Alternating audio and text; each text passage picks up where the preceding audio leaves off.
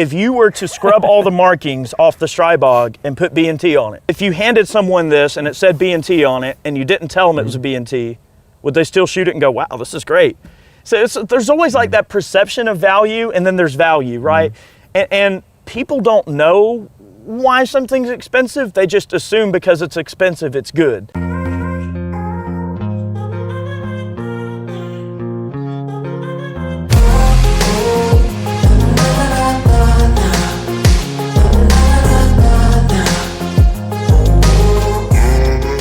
What's the good word, people? It's your boy RGG, a regular gun guy. Welcome to my YouTube channel, where I bring you gun content that everybody can relate to. If this is your first time here and you enjoy this video, leave me a thumbs up and smash that sub button. And if you return to the channel, I appreciate you more than you'll ever know. Let's get down to business. This is the most important piece of this entire video. Buy whatever you want. Buy what you like. Buy what you prefer. You want to spend $50,000 on it? Spend $50,000 on it. It's your money. Do what you choose to do. Okay, look. So to me, there's this big misconception in the gun space. It kind of happens in all other different areas too, but this is what we're in. We like to talk firearms. This is the firearm channel. And that misconception is the more you spend, the more quality you get. If you spend more, you get more. If more is better. The more expensive it is, the better it is. It's not true. Now, I would be a complete knucklebrain to think that in some cases, yes, if you spend more money on a particular thing, it could be better, right? You're paying for maybe a little bit more, because if the thing is dipped in gold, of course it's gonna cost more than a plain black one, right? Sometimes you spend more money and you will get a little bit more. I get it. When it comes down to firearms, accessories, spending more does not always mean you're getting more. That's just the honest truth. And I learned this along my journey as I've become more experienced. I've been on YouTube for only about 4 years now. When I came on YouTube, I owned almost 30 firearms. I just always been fascinated with guns. Don't ask me why. But I've never been the technical guy. I just like to shoot them. I just like to own them. It was just my thing. I say that to say I've been around a ton of people. I've learned a lot, I listen a lot, and I've come up with a theory on this thing. And I'll get into that toward the end of this video, so make sure you watch to the end. Now, I've heard it all. I've heard it all from buy once, cry once, you get what you pay for, you pay more, you get more. I've heard it all, man. If you didn't know, I do a live stream weekly and we have these discussions. I've been talking about this for years. Honestly, I think it's sort of a treadmill conversation, right? You just kind of run it in place because everybody's gonna have a different take on it. One of the things that bug me is when people like to compare it to cars. Yeah, a Honda or Toyota might run forever, but you telling me it's better than a Ferrari or a Bentley or the Bentley or the 300? You cannot compare firearms and accessories to cars. I explain to you why. You got these cars out here right now, super high, and you can walk up to the car and the door's unlocked. Door open by itself. You can do everything remotely. What gun can you walk up to and it rack itself? I'll wait. Some cars you can go on your cell phone and start the car up. Tell me what gun that I can go on my cell phone and shoot it. Stop comparing firearms to cars. That's all I'm saying. That's not a fair comparison. Let's just call a spade and get down to it. You got different types of gun owners out here. You got the everyday guy who goes and buys just what he feels he needs. You may have the other gun owner, the guy that hunts. He protects himself, so you have the bare basics, and then maybe he's a hunter, so he owns a nice hunting rifle or something that's specific for something that he does. Then you have the guys who are collectors, or they're more enthusiasts. They're all the way into it. They're in the space like we are. We always watching YouTube videos. We love our firearms. We try to buy what's new. Those guys that just buy a bunch of guns because they just love them. Then you have the niche guys. Niche guys are guys who buy certain types of firearms. You got people that only buy certain brands. You got people that only buy what they consider the high-end stuff. You got guys who ain't gonna spend past $500 for a gun. The list goes on. You got a ton of different types of gun owners, which brings me to the understanding that everybody's different. People have different tastes, people have different needs, people have different wants, people got different pockets. But what happens is usually the guy that in whatever pocket, whichever one of those pockets he fits in, is the one that he thinks is the best pocket. And I think that we are programmed subconsciously to always go to the most expensive item to say it's the best because we paid the most for it. You know how difficult it is if somebody went out and bought something and they paid $4,000 for it and then came along and found something that was comparable, very, very, very similar performance-wise and cosmetically, and they found it for $1,000. It's still gonna be very difficult to be like, yeah, this one just as good as that one. It didn't cost as much, but it happens. Let's not sit here and act like brand doesn't play a huge role in pricing. It absolutely does. And that's across the board. That doesn't matter. It ain't just firearms and accessories, right? That's across the board. But since we're talking firearms, think about it. A company has a reputation for being high-end, high quality. They can charge more. If it's Staccato, if it's Atlas, if it's Infinity, sometimes like guys like Daniel Defense, Nice Armament, the list goes on. You can get, these guys are gonna charge more money. They just do. And you'll pay it because they've built a reputation to be able to do that. Where you'll have XYZ company come along and they make a hell of a product, but they know they can't get the dollar amount because they haven't built the reputation. But they know what they have is just as good. Most cases, you're paying a lot more for the name.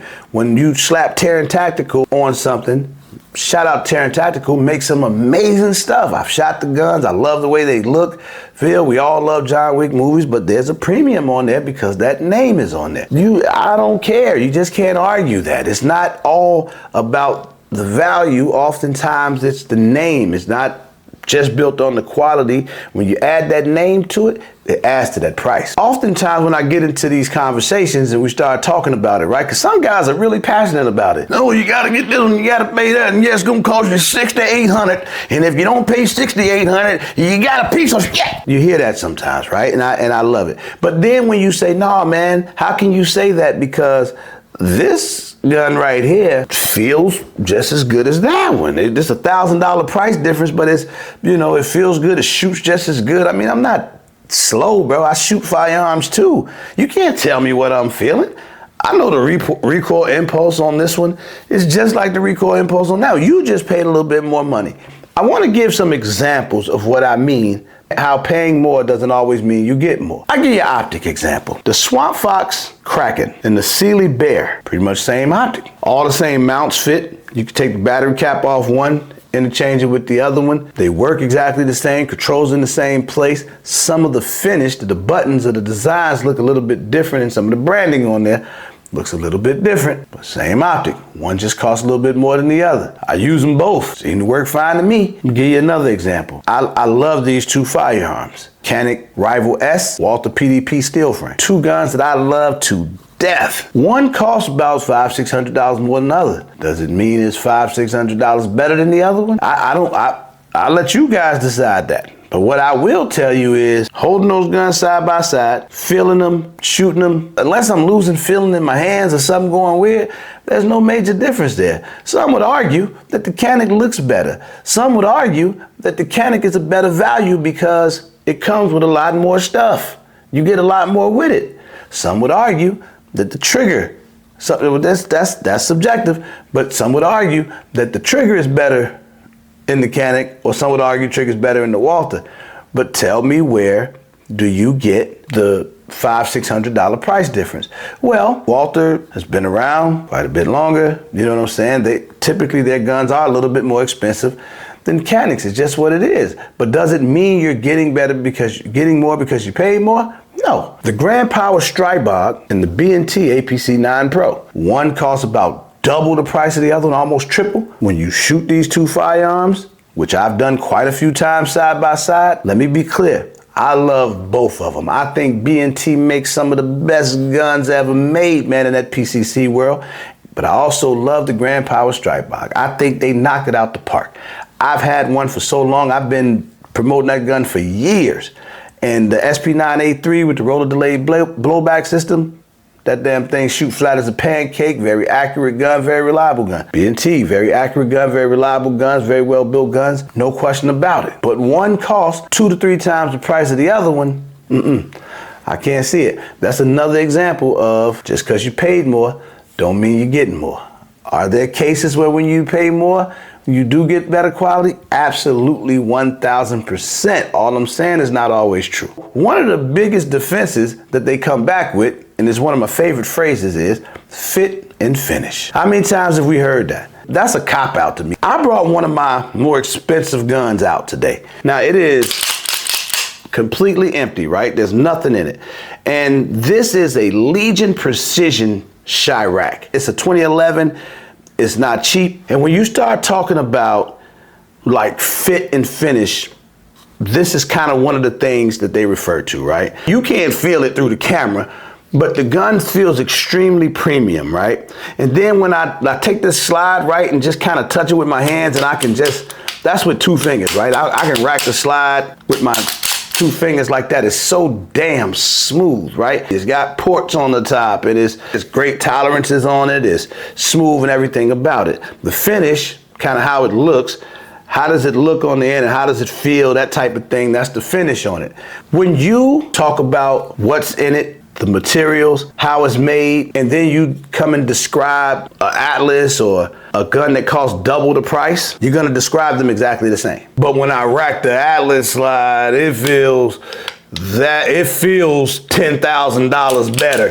You know, people will say those things to you, but it's all a throw off because I've had the experience of being able to shoot this, shoot the Atlases, shoot, not just Atlas, I don't want to just use that, shoot Infinity, shoot super expensive guns.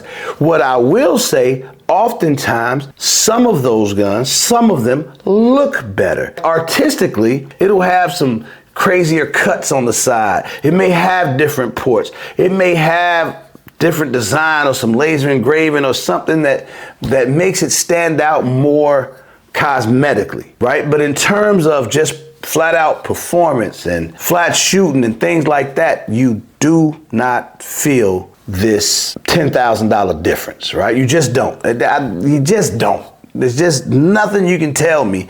You just don't. Same parts. EGW internals, red dirt trigger, all steel frame, hand fitted. Guy's been building guns for years. Small shop.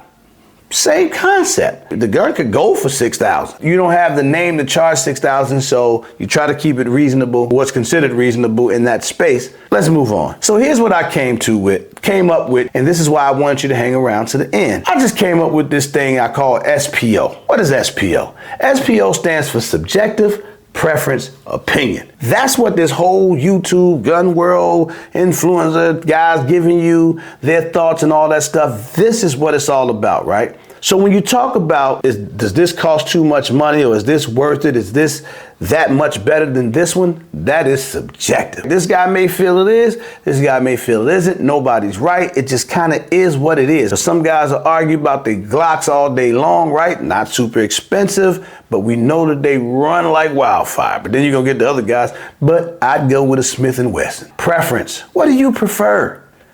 Man, I want the yellow one. Nope, I want the green one. But the blue one look better. It's preference, man. It's what you prefer. If you say, you know, don't sit here and no, man, this blue one better. Hell, the blue one better than the red one. When they the same damn thing, man. He just pushes a different color. He don't like red, neither he like blue, whatever, man. What are you doing? It's preference. And then when it all comes down to this is better than that, and this is why you should get that, and I'm gonna tell you that this one is on a lower level than that one, and this one is better than this. Opinion. It's just the person's opinion. You can't get mad. You can't get uptight. Opinion like the booty thing, you know? Everybody got one of them. SPO is subjective, it's preference, and it's an opinion, man. Don't get caught up in paying more means I'm getting more. It does not mean that all the time. Don't get caught up in this is better than that. This one's way better than that, and this is why this is better. Stop it. You're killing me, Smalls. It's not true. It's just your opinion. That's why I love when people say, I'm giving you my opinion, because you damn sure can't tell me what to like or what to buy. Just like I can't tell you what to like or what to buy. I can only tell you what I think about it. That's my take on it, y'all.